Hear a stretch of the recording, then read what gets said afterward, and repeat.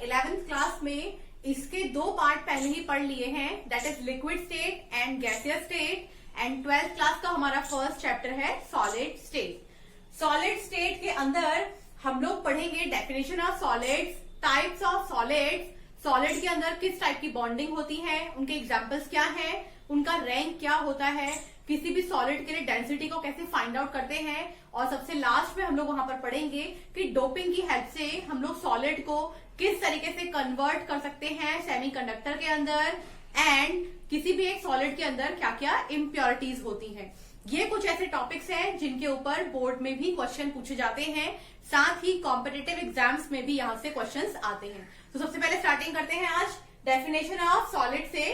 तो अगर डेफिनेशन की बात करें तो solids are rigid substance and have definite volume and definite shape. ये हम लोग बहुत छोटी क्लास से पढ़ते हुए आ रहे हैं कि सॉलिड की शेप एंड ज्योमेट्री जो होती है वो डेफिनेट होती है, वो रिजिड होते हैं नेचर में। रिजिड से हम लोगों का मतलब यहाँ पर होता है कि दो मॉलिक्यूल के बीच में जो बाइंडिंग फोर्स होता है, जो बॉन्ड होता है, उसमें वाइब्रेशन बहुत कम होते हैं। लेकिन हम लोग कभी भी अगर ये कह दें कि कोई भी एक सॉलिड कंप्लीटली रिजिड होता है तो ये एक्सेप्टेबल नहीं होता है। नेक्स्ट, फोर्स ऑफ अट्रैक्शन किसी भी एक सॉलिड सब्सटेंस के अंदर मैक्सिमम होता है। सॉलिड के दो एटम के बीच में फोर्स ऑफ अट्रैक्शन मैक्सिमम होता है। और अगर हम लोग बात करते हैं इंटर पार्टिकल डिस्टेंस की, तो वो भी सॉलिड सब्सटेंस के अंदर बहुत ही ज्यादा मिनिमम होता है। तो ये कुछ जनरल डेफिनेशन पार्ट्स हैं हमारे सॉलिड के।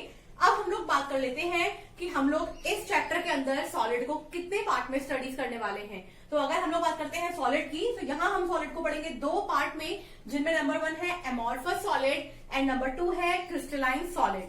अगर हम लोग बात करते हैं एमोर्फस सॉलिड की, तो एमोर्फस सॉलिड को हम लोग सुपर कूल्ड लिक्विड भी बोल देते हैं। इसके ऊपर बहुत बार क्वेश्चन भी आता है कि क्या ग्लास एक सुपर कूल्ड लिक्विड है, सिलिका एक सुपर कूल्ड लिक्विड है, या फिर एग्जांपल्स दीजिए कुछ सुपर कूल्ड लिक्विड के। तो यहाँ से कुछ क्वेश्चंस हमारे बोर्ड के एग्जाम्स में 1 मार्क्स में पूछे जाते हैं। तो हम लोग पहले बात कर लेते हैं यहाँ कुछ पॉइंट्स की जो एक्सप्लेन करते हैं कि कोई भी एक सॉलिड एमोर्फस किस तरीके से है। तो जैसा कि नाम बता रहा है, एमोर्फस सॉलिड का दूसरा नाम है सूडो सॉलिड। सूडो सॉलिड मतलब जो प्रिटेंड करते हैं एज अ सॉलिड लेकिन कंप्लीटली सॉलिड स्टेट में प्रेजेंट नहीं होते हैं, उनको भी हम लोग बोलते हैं एमोर्फस सॉलिड।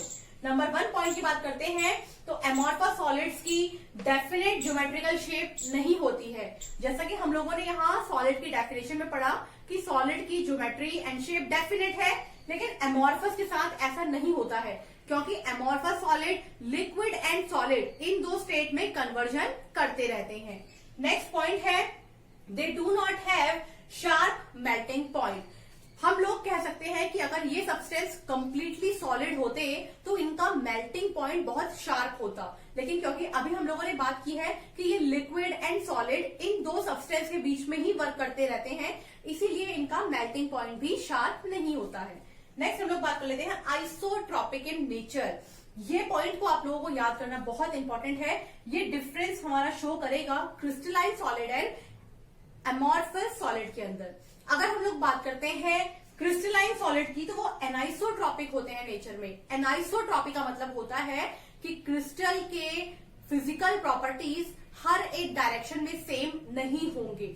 वहीं अगर बात करते हैं आइसोट्रॉपी की, तो आइसोट्रॉपी से मतलब है एमोर्फस सॉलिड के हर एक डायरेक्शन के अंदर फिजिकल प्रॉपर्टी सिमिलर होती है। ये डेफिनेशन होता है आइसोट्रॉपी का फॉर एमोर्फस सॉलिड। नेक्स्ट बात कर लेते हैं amorphous solids do not have well defined planes. Amorphous solids, क्योंकि हम लोगों ने कहा लिक्विड सॉलिड के बीच में मिक्स रहते हैं, तो इनके प्लेन्स भी वेल डिफाइंड नहीं होते हैं, उनमें थोड़ा सा अप्स एंड डाउन्स होते रहते हैं। नेक्स्ट हम लोग बात करते हैं they do not have symmetry. जब उनका डेफिनेट प्लेन ही नहीं है तो उनका सिमेट्री भी डेफिनेट नहीं होगा। और सबसे लास्ट पॉइंट, एमोर्फस सॉलिड्स जो है, क्योंकि प्लेन डेफिनेट नहीं है, क्योंकि इनकी सिमेट्री डेफिनेट नहीं है, इसीलिए हम लोग कह सकते हैं कि ये शॉर्ट ऑर्डर रेंज के या फिर शॉर्ट रेंज ऑर्डर सब्सटेंस होते हैं। तो ये बात कर ली हम लोगों ने एमोर्फस सॉलिड के बारे में। अब हम लोग बात करते हैं क्रिस्टलाइन सॉलिड, जिनको हम लोग ट्रू सॉलिड भी कहते हैं। यहाँ ट्रू सॉलिड को इन्हें कहने का मतलब मेरा ये है कि सॉलिड के लिए जो क्राइटेरिया हम लोगों ने सेट किया है, जो प्रॉपर्टीज हम लोगों ने सेट की है, क्रिस्टलाइन सॉलिड ऑलमोस्ट उन प्रॉपर्टीज को पूरा करते हैं, कंप्लीट करते हैं, इसीलिए हम लोग इनको ट्रू सॉलिड्स भी बोल देते हैं। तो स्टार्टिंग करते हैं इनके ऊपर कुछ डेफिनेशन से। Number 1 point, definite in regular geometry. जिस तरीके से एमोर्फस में ऐसा नहीं था, वही क्रिस्टलाइन सॉलिड की डेफिनेट इन रेगुलर ज्योमेट्री होती है।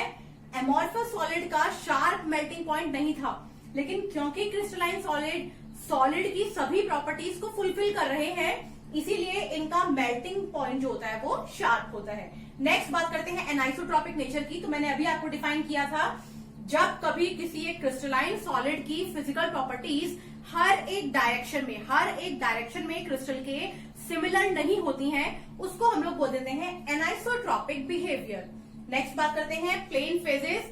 एनाइसोट्रॉपिक जो हमारे सब्सटेंस होते हैं, यानी कि जो हमारे क्रिस्टलाइन सॉलिड्स होते हैं, उनके अंदर फेस प्लेन होते हैं एंड एक फिक्स कंपाउंड, एक फिक्स रेशियो में होते हैं, जबकि एमोर्फस के अंदर ऐसा नहीं था। नेक्स्ट हम लोग बात कर लेते हैं सिमेट्रिकल एलिमेंट्स। क्योंकि क्रिस्टलाइन सॉलिड ट्रू सॉलिड है, सारी प्रॉपर्टीज को फुलफिल करते हैं सॉलिड की, इसीलिए हम लोग बोल सकते हैं कि वो सिमेट्रिकल सॉलिड्स भी होते हैं।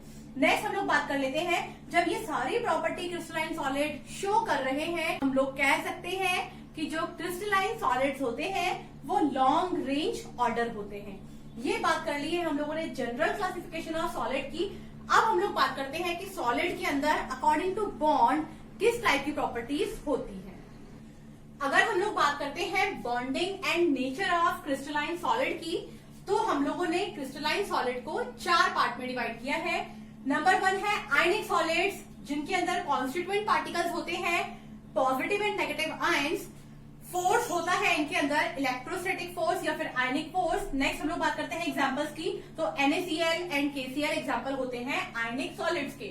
नेक्स्ट बात करते हैं कोवलेंट सॉलिड्स, जिनको हम लोग कोवलेंट नेटवर्क भी बोल देते हैं। इनके अंदर कॉन्स्टिट्यूएंट पार्टिकल्स होते हैं हमारे एटम।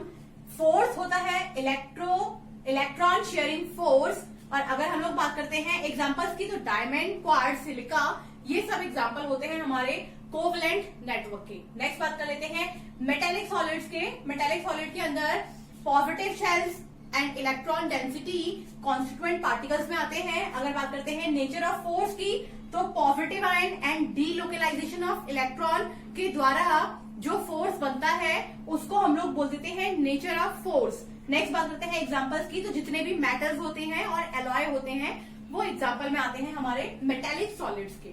सबसे लास्ट हम लोग बात करते हैं मॉलिक्यूलर सॉलिड्स की। मॉलिक्यूलर सॉलिड जैसा कि नाम में ही है, तो इसके कॉन्स्टिट्यूएंट भी होंगे मॉलिक्यूल्स। और अगर हम लोग बात करते हैं फोर्स की, तो वंडरवॉल फोर्स की बात कर ले या फिर हाइड्रोजन फोर्स, जो कि हमारे कुछ फिजिकल फोर्स के अंदर आते हैं। ये हमारे नेचर ऑफ फोर्स है हमारे मॉलिक्यूलर सॉलिड्स के लिए। और अगर एग्जांपल की बात करते हैं, तो I2S8P4, जो कि एलोट्रॉपिक फॉर्म शो करते हैं, ये सभी एग्जांपल्स होते हैं हमारे मॉलिक्यूलर सॉलिड्स की। आज हम लोगों ने जनरल क्लासिफिकेशन किया है सॉलिड्स का। आगे आने वाली वीडियोस में हम लोग और कुछ यूजफुल टॉपिक के बारे में बात करेंगे। आज के लिए इतना ही, थैंक यू।